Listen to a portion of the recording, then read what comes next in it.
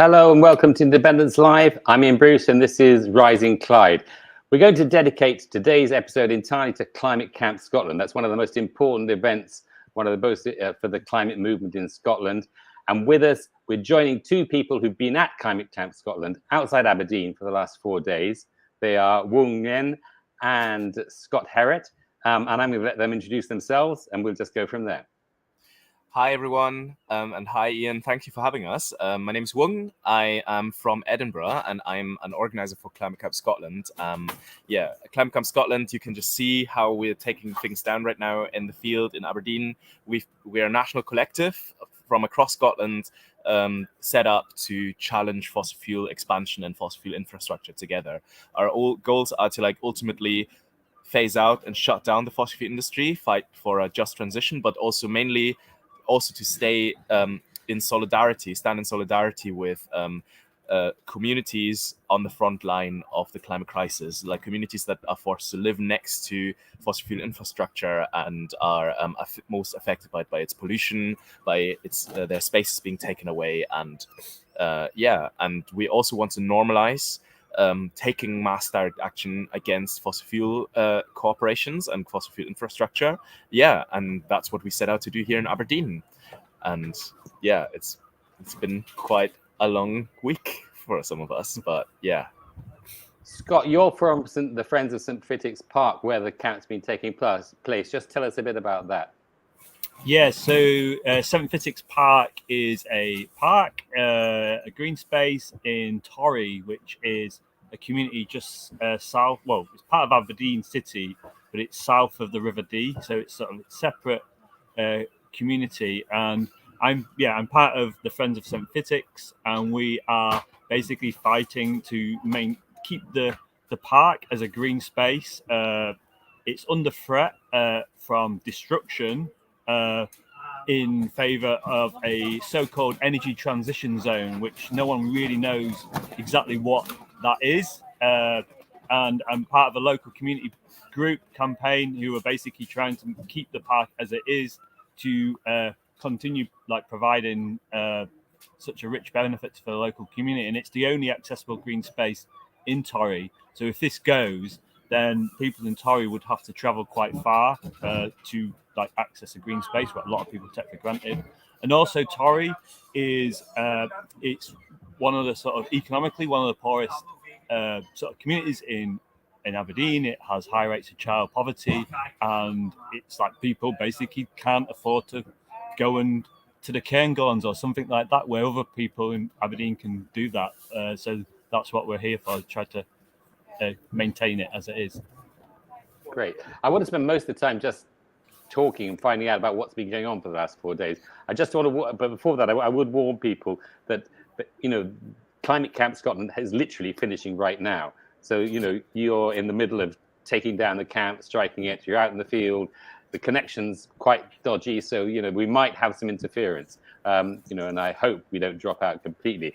And I'd also apologise for the fact that it's all blokes on this call, because we do try to make a principle of not having only men on the program. But unfortunately, Molly, who was going to be with us, she's on the train and her signal wasn't up to it. So technical problems there. We might actually have a surprise guest. Oh, great. Would you like to introduce yourself? Oh, I'm Gillian Siddons from Auchenblay, 25 miles south of Aberdeen. Yeah. And, great. Okay, you dropped out a little bit there, and I missed the name, I'm afraid. But who was? Gillian Siddons. Gillian, great to have you, Gillian. Okay, well, look, let's just tell me what's been going on. What have you been doing for the last 4 days? So in the last 4 days, since we set up camp, we had, I think on our busiest days, we had over 250 people coming to the camp, activists from across Scotland and beyond, coming up here on buses, on trains, on everything. Nothing could stop them to come here.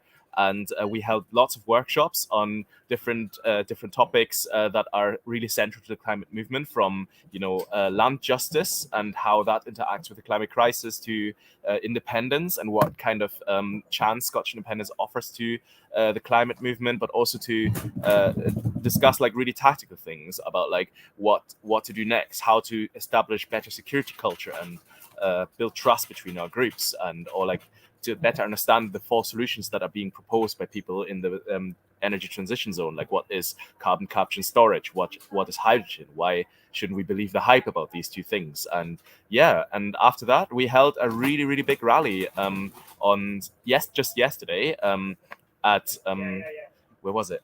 Union Street, right? Yes, Nicholas Street. Yeah. St. Nicholas Street, in the center of Aberdeen, where we heard from Maggie Chapman, MSP, where we heard from trade unionists from the Aberdeen Trade Union Council. We heard from Ian from the Friends of St. Fitix Park, and after that we committed a mass trespass through the Aberdeen Tory Harbour.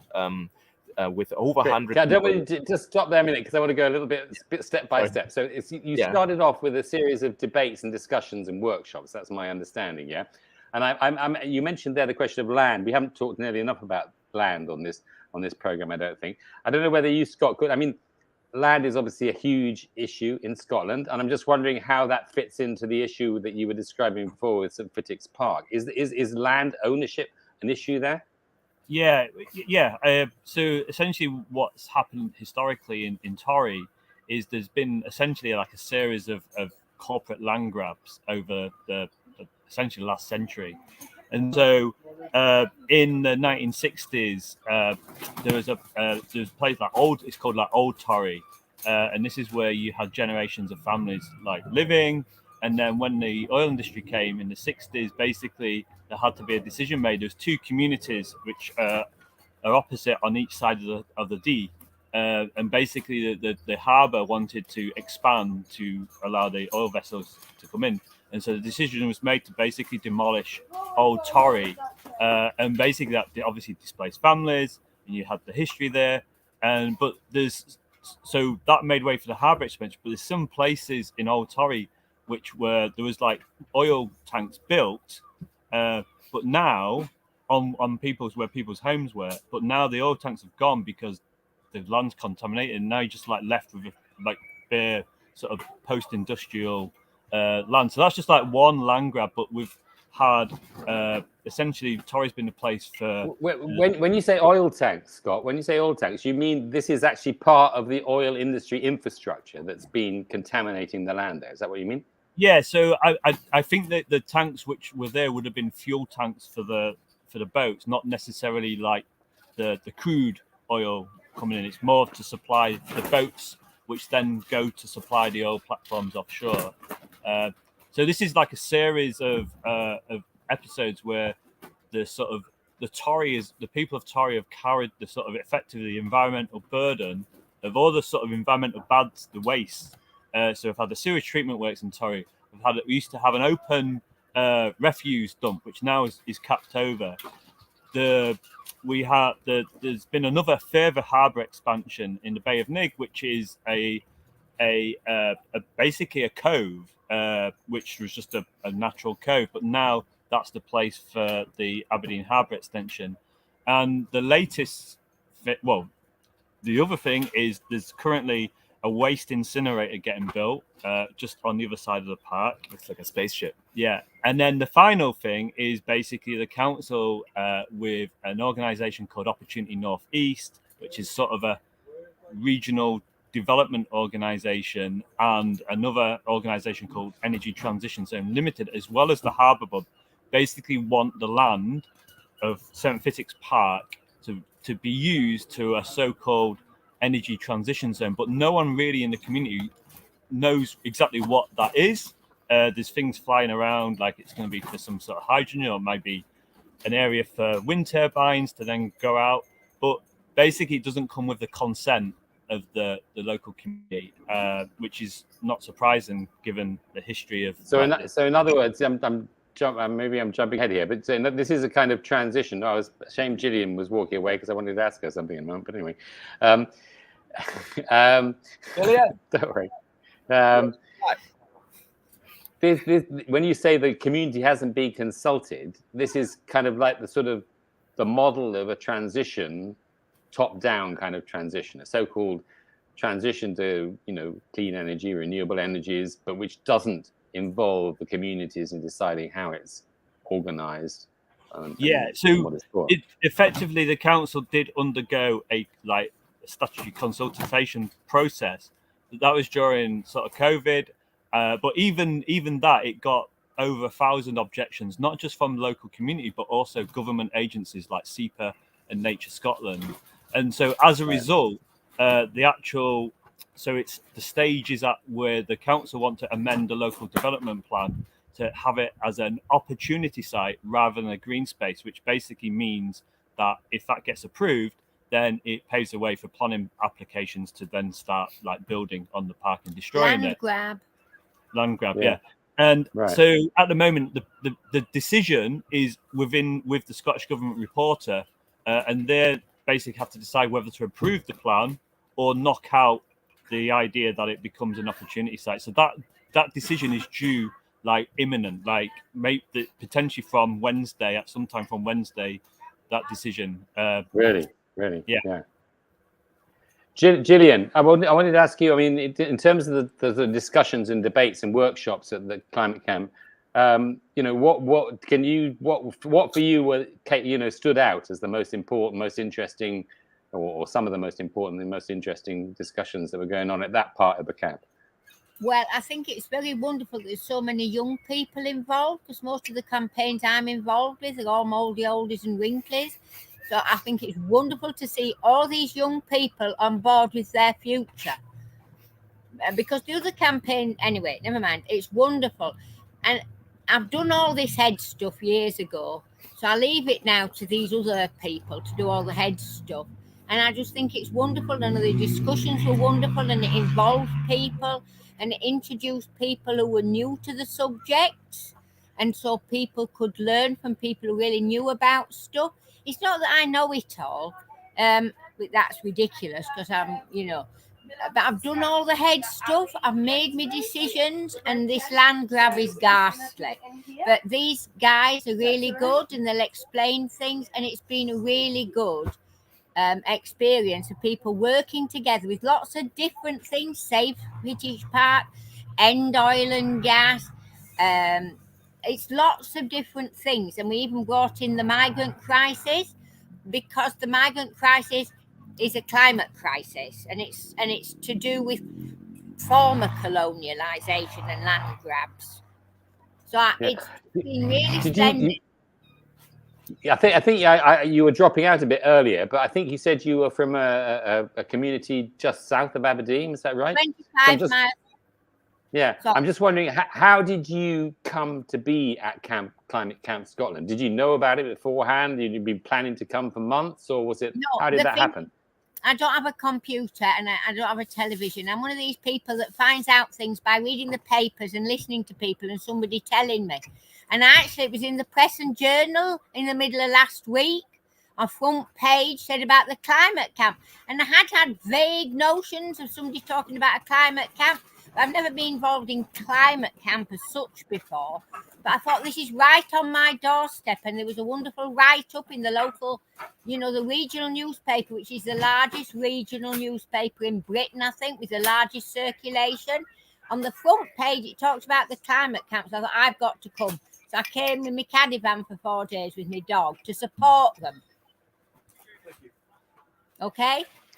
Yeah, no, absolutely. I mean, I think that's really important, because I was trying to get a feel for to what extent, the climate camp was essentially, people who are already active in the climate movement who decided to go and camp in Aberdeen, or to what extent it was actually drawing in, and involving people from the area, So I think that's really, really interesting to hear that, it obviously has done the latter, which is obviously, a lot more useful than just. While I've been here, there's been people from the British Park group who have come and done guided walks, but there's lots of things going on. So not a lot, there were about, I suppose altogether about 30, 40 people will have gone on these guided walks to show people what was being taken away, and how the land, a lot of money was given to the land to rescue it after earlier industrial devastation. and there's a lot of public money and a lot of local money went into restoring the wetland and making it a decent green area for the local people, because the people here in Torry are some of the poorest in Aberdeen, and apparently the life expectancy is 14 years lower than in the rich part of Aberdeen, you know, because that happens all over, like Glasgow and places, because they've got this filth from the incinerator coming over the school and into the houses, and they just want to take away their last green space. And the thing is, these poor people don't have gardens like other rich people. They have gardens and play equipment in the gardens. This is essential for the health of the people. They need gardens and they need play space that isn't heavily polluted. There's a reed bed drainage system that takes the filthy water from the industrial area, and a reed bed that cleans the water, so that you've got ducks and things. And then every year they'll take away the filthy reeds. I don't know where they dump those. But it is really essential for the people. And I've talked to lots of people as they've walked through with the dogs and stuff. And, you know, it's very important that poor people shouldn't be penalised again. Yes.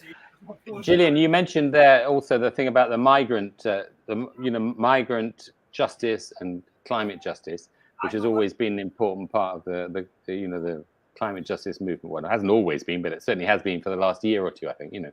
And I know one of the things you sent a message of solidarity also to, you know, internationally as well, you know, and I just want to use that little video because I thought it was a really nice gesture, you know, coming from Climate Can Scotland. So I think if we could just have a quick look at that video, and then a video that came back from the... Hola, estamos aquí en Aberdeen en el Climate Camp, el campo del clima. Nos hemos reunido en Aberdeen porque es la capital de Europa de la industria del petróleo. Estamos aquí trabajando con las comunidades locales que están luchando contra estas industrias y contra la industria global de oil y gas. Expresamos nuestra solidaridad con los compas del Foro Social Panamazónico y con todas las comunidades a través de Latinoamérica. ¡Hasta la victoria siempre, compañeras!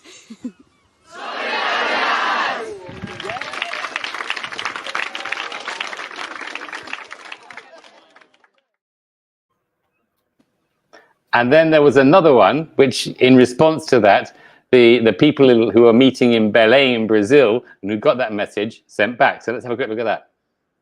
Hi guys, I'm João Pedro from the 10th Pan-Amazonic Social Forum.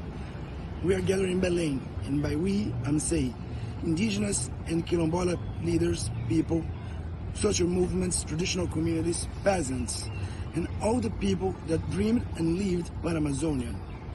Our goal is to share a Pan-Amazonic solution to the global crisis that we're living in.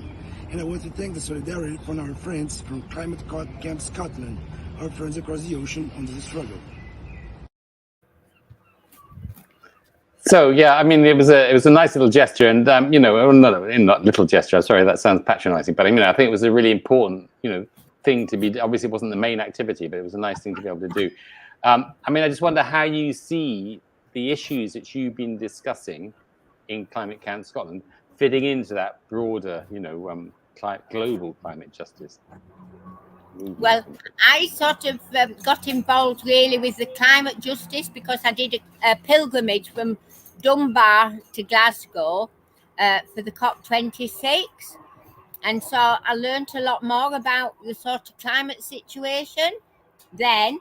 And then I stayed in COP26, dancing and protesting and listening and supporting Indigenous communities and your various groups that were protesting about the dreadful things that go on by these super rich people who don't care about anything except their own greed.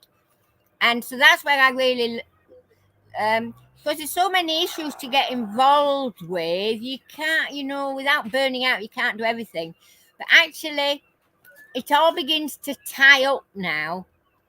It all begins to tie up and make sense. And we all have to work together to stop the greed and exploitation of people and the planet and our environment. And we've somehow got to put a stop to the addiction to greed and power that's people who've got too many noughts after their name. And maybe to add to that, I think what lots of people at Climate Can have seen is that large parts of the struggle that people in Torrey here face are shared by other communities across the globe when facing the fossil fuel industry. So like the people in Torrey are at risk of further pollution, losing their last green space, and so on. We saw a video from the Sengwer people in Kenya who are facing the same kind of land grab for like conservationist issues, and they are at risk of being driven out of their homes. And I think it's the same for the activities of fossil fuel corporations in Colombia, in Brazil, and so on. Like it's always the weakest that the fossil fuel industry and the governments aiding and abetting them prey on, and that is something that we need to resist, whether it's here in Aberdeen or internationally, everywhere. And I guess and it's important for us to link these things together. And I think lots of the climate campers have really seen the links and appreciated that. Going back to the reason for being in Aberdeen, obviously I know in the discussions leading up to Climate Camp Scotland, obviously the whole issue of what a just transition away from fossil fuels would look like.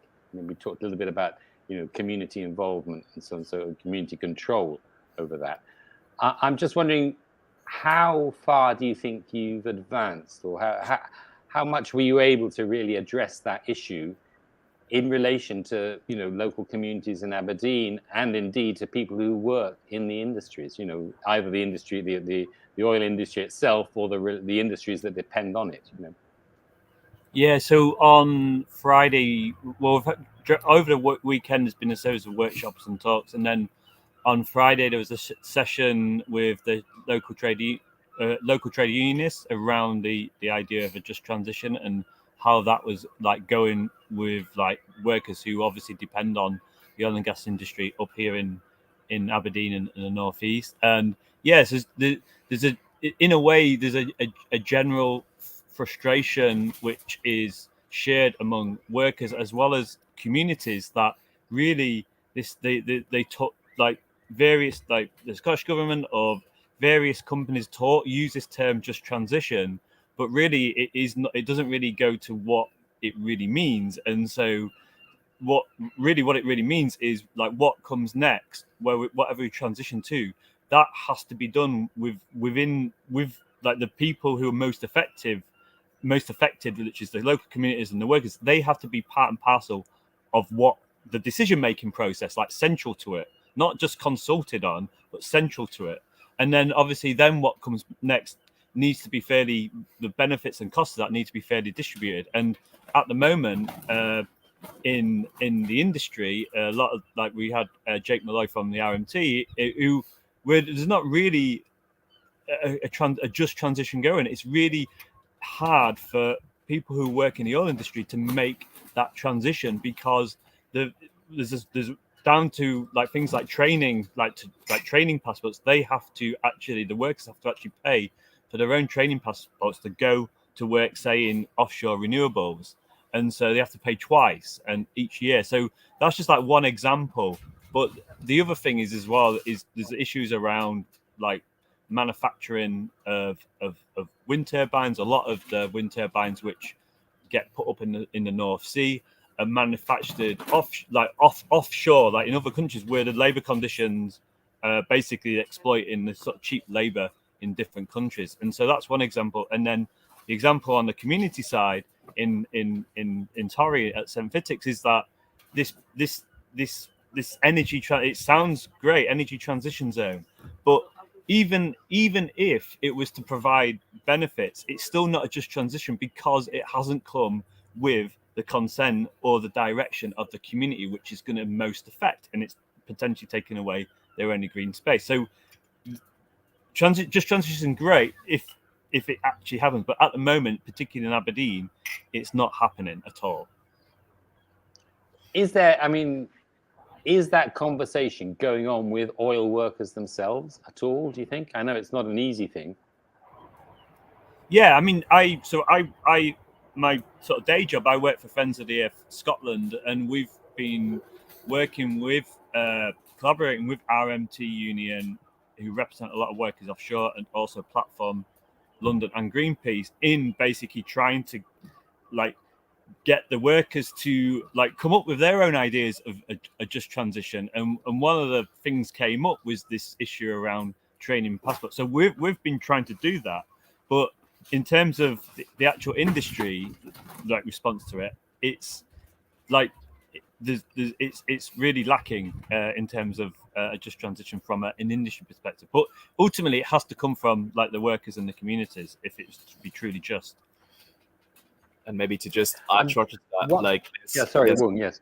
Yeah, there's quite a thanks. Gillian. There's like here in Aberdeen. Gillian. Bye.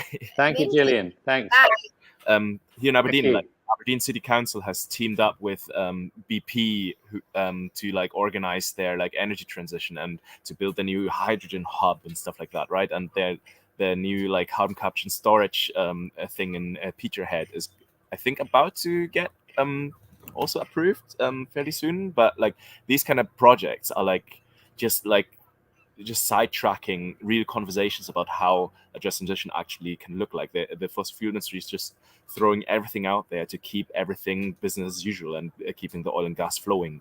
And I think with the current political context in the UK as a whole, with the new prime minister hopefully never coming in, but probably coming in soon, that would probably speed up approval of new oil and gas fields. Like we just had the big Jackdaw gas field approved. Cambo is back in play, and 29 oil and gas projects in North Sea in the pipeline. And these kind of things make it really like difficult to even like think about like progress. But yeah, as Scott has said, I think workers in the industry know that things need to change, and they know better than most climate activists about the two-faced nature of the fossil fuel industry. But yeah, we need to keep the corporations out. I mean, one thing I'm wondering, I mean, clearly, you know, the cost of living crisis, gas prices, war in Ukraine, all these things have made the kind of the framework, the whole sort of background for kind of climate struggles a lot more complicated, let's put it like that, you know, and sort of they're being used as a pretext by governments, not only in the UK, but in many places, you know, as for backtrackings, you know, avoiding any kind of commitments and so on and so forth. On the other hand, something else we've seen in the last few months, which has maybe surprised some of us, or most of us, I guess, is a sudden kind of, you know, strikes here, strikes there, RMT on the rail, a series of other strikes that, you know, haven't, on a scale that we haven't actually seen for quite a long time, I think. And I'm just wondering whether that makes talking about a just transition easier or more complicated. I mean, you know, are people, do you think the issue that, you know, the people are quite rightly concerned about how they're going to pay their gas bills actually makes it easier to have those, you know, broader conversations about, well, where does the gas come from? What are we using it for? And, you know, and so on and so forth. Or does it actually make it more difficult? So I'm not sure if you understand the question, but yeah, no, I think it focuses in on like meeting like one of our basic needs is energy, and it's like it starts questioning how like the infrastructure behind that, how that all works. And so you've got like Shell like posting record profits while people are basically like the bills are going to record levels, and people like ordinary people are beginning to question that. And it's great to see like the amount of publicity like the RMT union are getting, and no doubt other unions during the summer. And I think for me, like in terms of what's been great about the climate camp is the coming together of trade unionists with climate justice activists, with basically community groups to sort of really get to grips with this idea of a just transition. Because for me, it's like a really precious thing, which really needs to be like it needs to be done properly, but it often gets used. It gets like thrown in to justify like some development, like, oh, this is part of the just transition, and indeed it gets used by like climate activists as well to justify a particular action. But I think what's great is the discussions we've had is actually putting some real meaning to what it means. So we had a local architect who's really trying to get the retrofitting idea off the ground. So we've got like vast amount of money getting spent on like proposed new gas power station using this idea of carbon capture and storage. A load of finance is getting directed into a technology which we know is polluting, and also a technology which has no guarantee it's going to work. Why not use that money to basically retrofit like houses and flats and tenements over there, which would make a real difference to people's lives? That actually a material difference. It would lower bills and actually keep the houses warm, and it would improve health and well-being. And that's where we need to be directing the money, not on this sort of really sort of technology, which is basically essentially what it's all about is maintaining the relevance of the oil and gas industry. And so it's a just transition for oil and gas workers and communities, not a just transition for the oil and gas industry. And I think that's like a key difference in terms of what we're trying to achieve.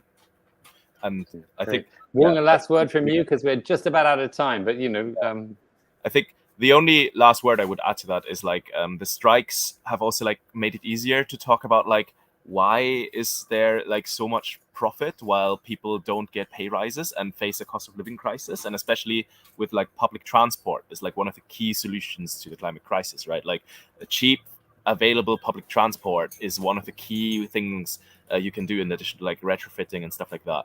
And like with the RMT bringing that on board, as like they explicitly said, like Mick Lynch has said it in like some of the interviews, right? Like this is one of the solutions to address climate change. And we can only do that if our workers are well paid, if everyone has equal access to transport systems. So yeah, I'm a big Mick Lynch fan. I actually bought a T-shirt with his quote from him. But like, yeah, that's exactly what needs to happen, right? Like trade unionists from the RMT, like years ago, they would never have even mentioned climate change, and now suddenly we're coming together. And like I had a really nice side chat with Jack Molloy here about like, yeah, we disagree on some things, but we're 89% there, and the rest just needs to be hammered out. And there's a real feeling of like pulling in the same direction. We might not be on the same page yet, but they're reading the same book, and we know what's wrong and what needs to change. And yeah. That's a really nice point to end on. Thank you so much, Wong. Thank you, Scott. And yeah, I'll let you guys get on with taking the tent down and all the rest of it. And yeah, it sounds like it's been an amazing few days. And, you know, congratulations and best of luck. Thank you so much. Thank you. Bye. Bye-bye. Thank you to you. That's the end of this episode of Rising Clyde.